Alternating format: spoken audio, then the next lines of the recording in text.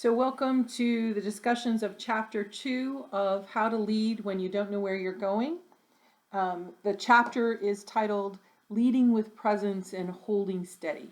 And as some of our conversation kind of through the first chapter was this piece of how do we live in this liminal time. Chapter 2 starts us into that discussion that our first step in being present in this liminal time and listening to figure out where we're going is this presence, being present, being fully present. And I'm gonna talk about some of the ways it talks about how do we be fully present and what are some of the things that tend to stop us from being fully present to each other. But I thought I'd start first with a quote from page 24. This is then presence. This is leadership awareness, characterized by an openness to wonder. Presence demonstrates a willingness to experiment, take risks, and learn from mistakes. It is guided by spirit, and it is willing to face failure. Some of those things were all things that we talked about as even we talked about the idea of being in this time of experimenting and trying new things to figure out what will work and what are some of the steps we can take without putting all of the pressure on ourselves to know the answer, to be able to solve what is coming next.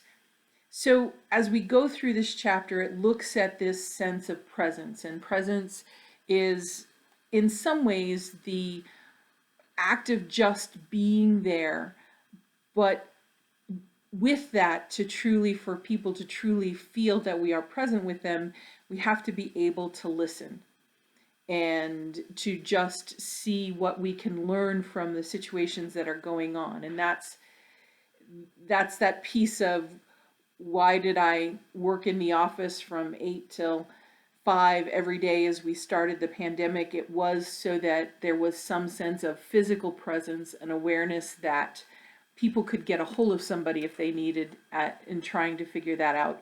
But when we're talking about this presence, we're even going beyond just physically being there.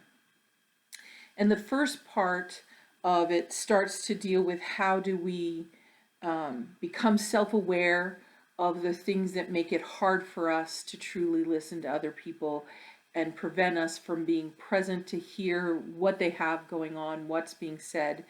And so there are the pieces. It talks about what is the quality of our awareness. This is what baggage do we come with.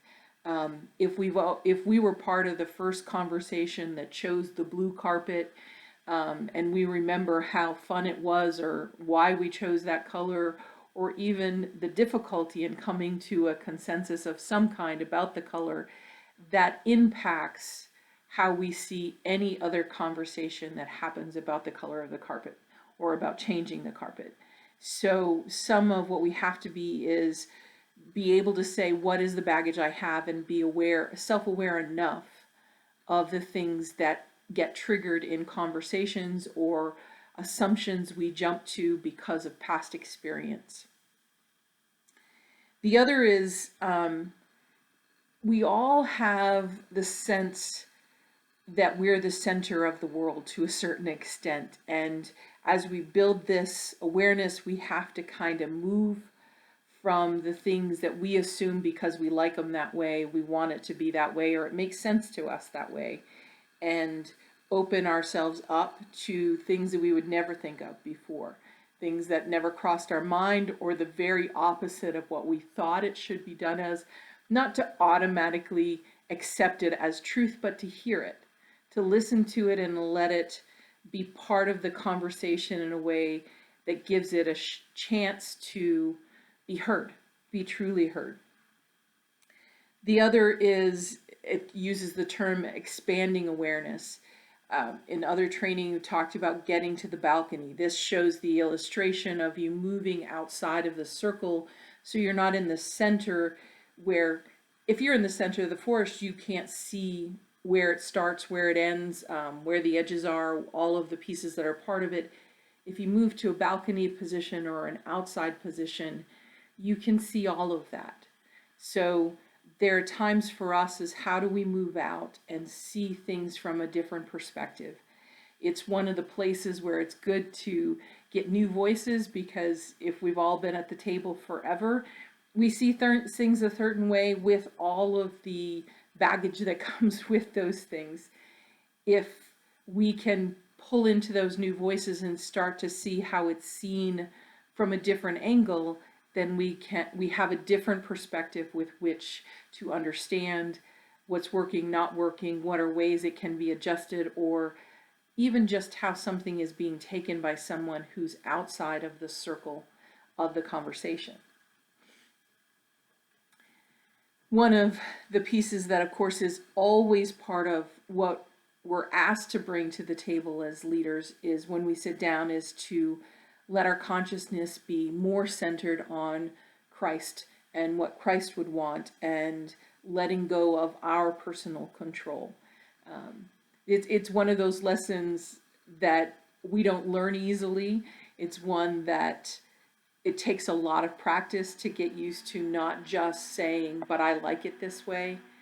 And some of that is going back to this Christ-centered piece and saying, not what is my view of what should happen, but what does Christ want to see happen?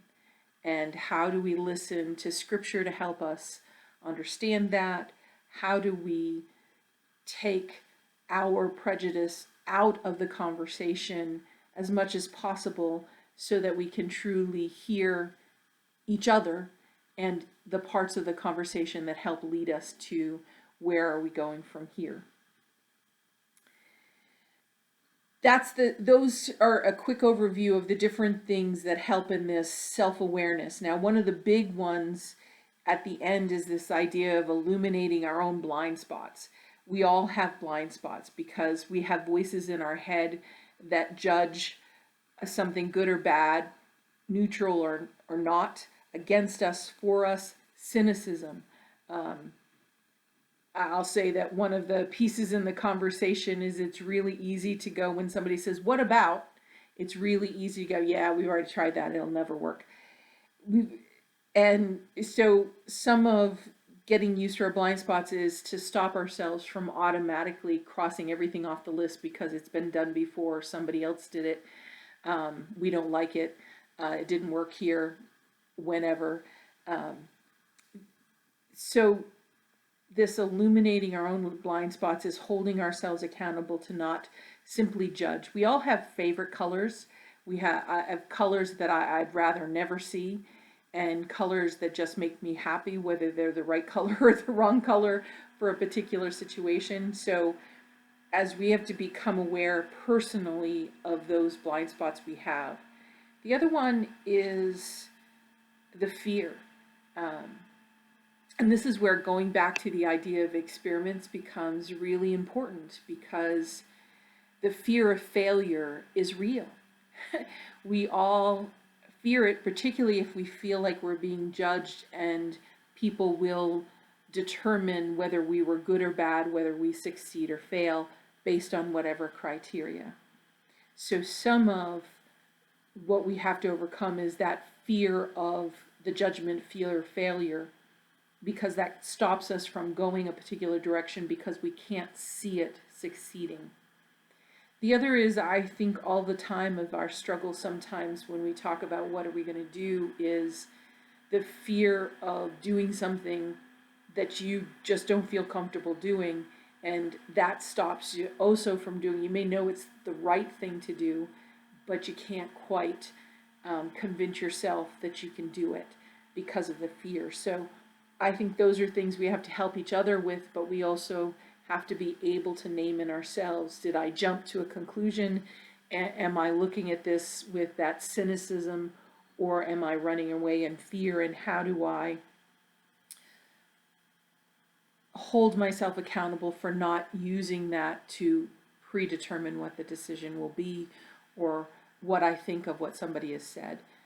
And all of that comes back to this piece of part of being in this in-between time is listening and being present in a way that helps us start to discern which way the wind is blowing. What are the things that we truly feel gifted and called to do? Where are the chances for ministry that exist around us? Beyond this presence and self-awareness, the chapter then talks about these three spiritual shifts, where they have to shift from one kind of way of doing things to the other.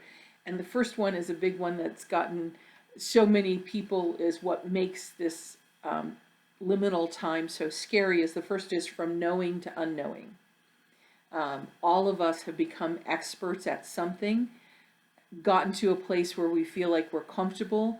We see it, whether it's how the meeting is run or whether it's how certain things are fixed.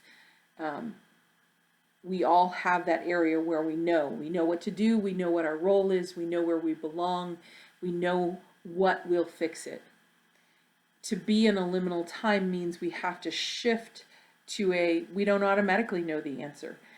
We're not fixing a chair leg that has one fix. We're finding our way forward into a time that we can't see clearly what it's going to look like yet. And so that's where the experimenting comes in, but that also means that we have to shift from thinking we know the answer or there's somebody out there that we can call that will know the answer, to being okay to not necessarily know the answer, but to seek possible answers or test theories in that sense.